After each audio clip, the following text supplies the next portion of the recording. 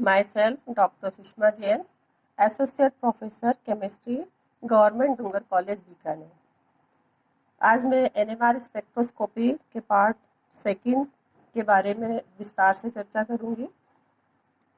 यह टॉपिक हमारे BSc third year के केमिस्ट्री के सेकंड पेपर की फर्स्ट यूनिट में है।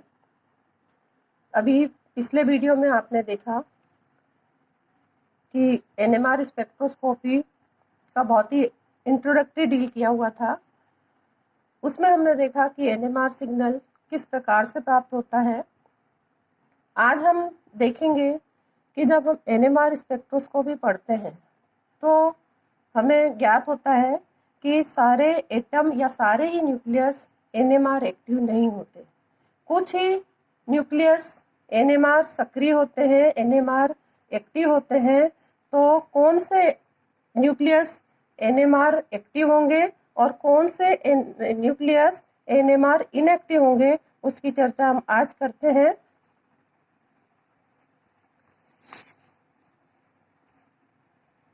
हमने पिछली वीडियो में पढ़ा था कि प्रोटॉन के रोटेशन करने से मैग्नेटिक फील्ड अराइज हो जाता है। प्रोटॉन पर पॉजिटिव चार्ज होता है और वो अपने धुरी पर चक्कर लगाते रहता है और उसकी वजह से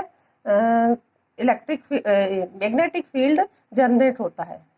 अब जब हम ये कहते हैं कि जो मैग्नेटिक फील्ड जनरेट होता है वो केवल प्रोटॉन की वजह से ही नहीं होता है, न्यूट्रॉन की वजह से भी होता है, तब फिर हमें ये बताना जरूरी है कि चूंकि प्रोटॉन तो पॉजिटिवली चार्ज्ड है, उस पर तो धनावेश है, लेकिन न्यूट्रॉन पर तो कोई आवेश नहीं है, तो फिर उसके चक्रण से किस प्रकार से मैग्नेटिक फील्ड उत्पन्न होगा।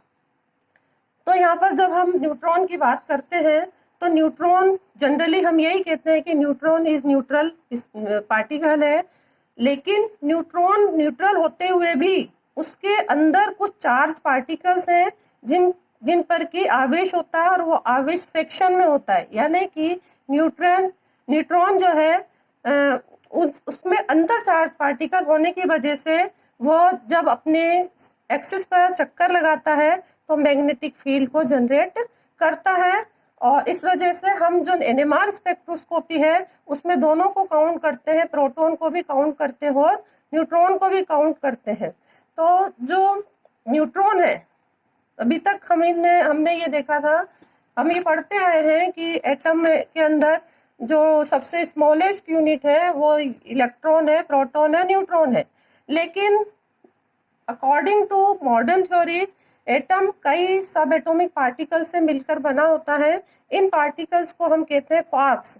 ये क्वार्क्स चार्ज्ड होते हैं और इन क्वार्क्स की वजह से ही जो परमाणु है वो या न्यूक्लियस है वो चुंबकीय क्षेत्र को उत्पन्न करता है। ये क्वार्क्स 6 तरह के होते हैं। अप डाउन, अप पर +2/3 चार्ज होता है, डाउन पर -1/3 चार्ज होता है और top bottom strange and charm.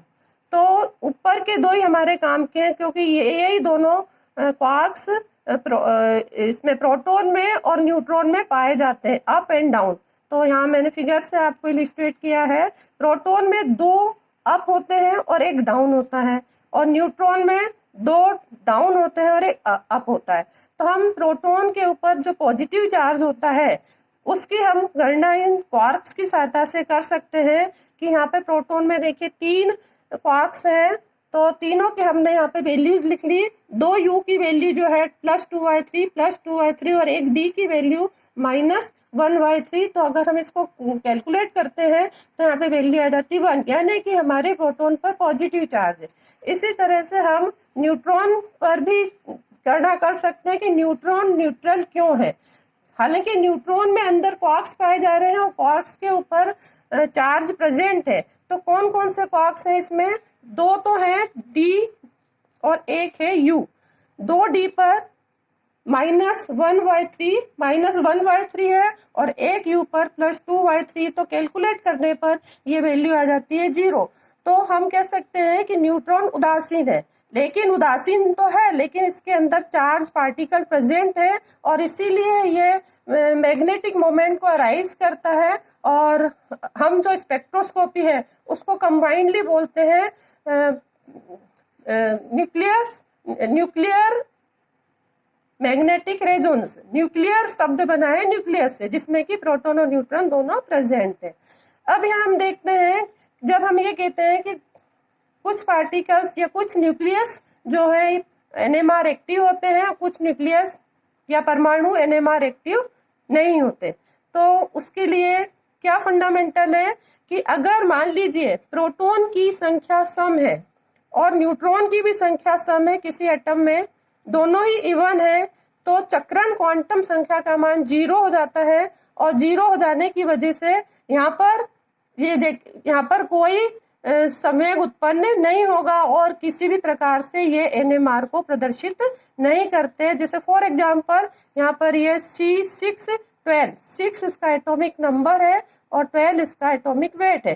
तो यहाँ पे प्रोटॉन की संख्या 6 हो गई और न्यूट्रॉन की संख्या भी 6 हो गई, इसलिए दोनों सम होने के कारण, दोनों ही इवन होने के कारण ये एनएमआर को प्रदर्शित नहीं करता। इसी प्रकार ऑक्सीजन में भी 8 प्रोटॉन है, 8 ही न्यूट्रॉन है और इसलिए भी एनएमआर इनएक्टिव होता है। तो कार्बन, ऑक्सीजन, सल्फर जिनमें कि न्यूट्रॉन और प्रोटॉन की संख्या सम होती है, वो एनएमआर इनएक्टिव होते हैं। और हम एग्जांपल्स देखते हैं कि 1H1 ये एनएमआर एक्टिव होता है, इसमें प्रोटॉन की संख्या ओड है और न्यूट्रॉन की संख्या इवन है। ओड कैसे है?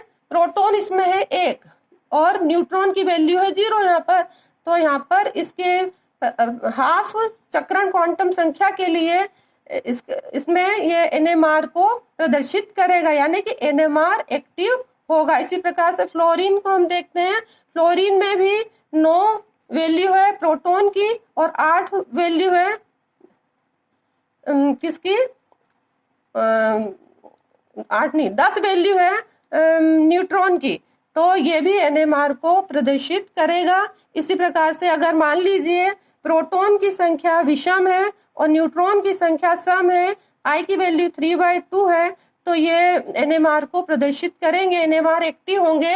यहाँ पर देखिए बोरोन में 5 है आपके प्रोटॉन और 6 है न्यूट्रॉन, तो 5 और 6 11। तो इसी तरह से क्लोरीन भी एनएमआर एक्टिव होगा।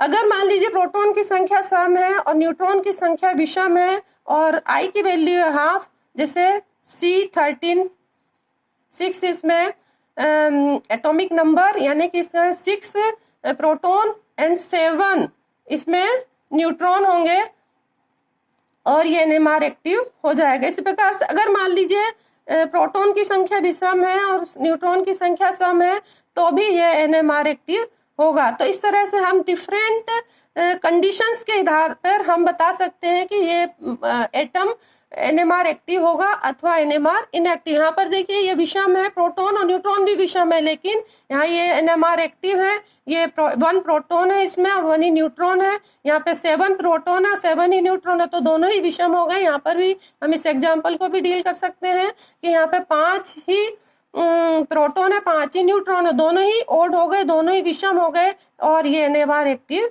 हो जाता है। तो ये सारे एग्जाम्पल्स हैं जो कि एटम है जो कि जिनके न्यूक्लियाई एनएमआर स्पेक्ट्रोस्कोपी को प्रदर्शित करते हैं, या हम कह सकते हैं एनएमआर एक्टिव होते हैं। अब इसके आधार पर हमने ये तो कहा कि एनएमआर एक्टिव होते हैं, लेकिन इसके पीछे रीजन क्या है, किस कारण से ये जो है एनएमआर एक्टिव है। तो जो पहला जो हमने लिया था कि अगर मान लीजिए न्यूट्रॉन और प्रोटॉन की संख्या सम है तो वो एनएमआर इनएक्टिव हो जाता है। उसके पीछे रीजन ये है कि यहाँ पर जब एनएमआर एक्टिव होगा तो चूंकि कार्बन का जैसे मैं एग्जांपल लेती हूँ, तो कार्बन में 6 प्रोटॉन है और 6 ही इलेक्ट्रॉन है, तो 6 प्रोटॉन जो है पेयर्ड अप हो जाएंगे, न्यूट्रॉन भी 6 ही है, और तो 6 प्रोटॉन पेयर्ड अप हो जाएंगे और 6 न्यूट्रॉन भी पेयर्ड अप हो जाएंगे। कोई भी अनपेयर्ड इलेक्ट्रॉन या अनपेयर्ड प्रोटॉन या अनपेयर्ड न्यूट्रॉन नहीं प्राप्त होगा, और इसलिए वो मैग्नेटिक फील्ड को प्रदर्शित नहीं करेंगे और ये NMR इनएक्टिव होंगे। लेकिन जब हम और एग्जाम्पल्स पे आते हैं जिनमें कि प्रोटॉन और न्यूट्रॉन सम अथवा विषम होता है, तो वो लगभग सभी NMR एक्टिव है। उसका कारण ये है कि अगर मान लीजिए प्रोटॉन ऑड होगा तो उसमें भी एक प्रोटॉन बाकी बचा रह जाएगा, और अगर मान लीजिए न्यूट्रॉन ऑड होगा तो उसमें भी एक न्यूट्रॉन बाकी बचेगा जो कि मैग्नेटिक फील्ड को अराइज कर लेगा। इसी तरह से तीसरा लास्ट में हमने ये देखा था कि अगर दोनों प्रोटॉन और न्यूट्रॉन दोनों ही विषम होते हैं तो भी वो NMR एक्टिव होते हैं। उसके पीछे भी यही रीजन है कि अगर दोनों विषम है, प्रोटॉन विषम है सपोज कीजिए, तो प्रोटॉन में भी एक प्रोटॉन बच जाएगा, और न्यूट्रॉन विषम है तो न्यूट्रॉन में भी एक न्यूट्रॉन बच जाएगा पेयर होने के पश्चात। यानी पेयरिंग के पश्चात अगर एक एक बच जाता है तो वो न्यूक्लियस NMR एक्टिव हो जाएगा, और जिनमें एक भी नहीं बचेगा, जैसे पहले एग्जांपल में जिनमें कि सारे ही पेयर्ड अप हो जाएंगे, तो वहां पर चूंकि ना तो कोई प्रोटॉन बच रहा है और ना कोई न्यूट्रॉन बच रहा है, तो जो शून्य हो जाएगी वैल्यू। शून्य वैल्यू होने के कारण ये सारे के सारे NMR इनएक्टिव हो जाएंगे। तो यदि चक्रण क्वांटम संख्या का मान शून्य है जिनके लिए, तो वो सभी की सभी NMR इनएक्टिव या अक्रिय होते हैं। लेकिन अगर कुछ वैल्यू है तो वो सभी NMR एक्टिव होते हैं। और हम जो NMR है, इस 1H NMR को PMR भी कहते हैं। 1H NMR को PMR इसलिए कहते हैं क्योंकि इसमें केवल एक ही प्रोटॉन है, न्यूट्रॉन है ही नहीं है, एक ही प्रोटॉन है। इसलिए जो मैग्नेटिक फील्ड अराइज होगा वो केवल एक प्रोटॉन के द्वारा ही होगा, इसलिए हम इसको कहते हैं proton magnetic resonance. Thank you.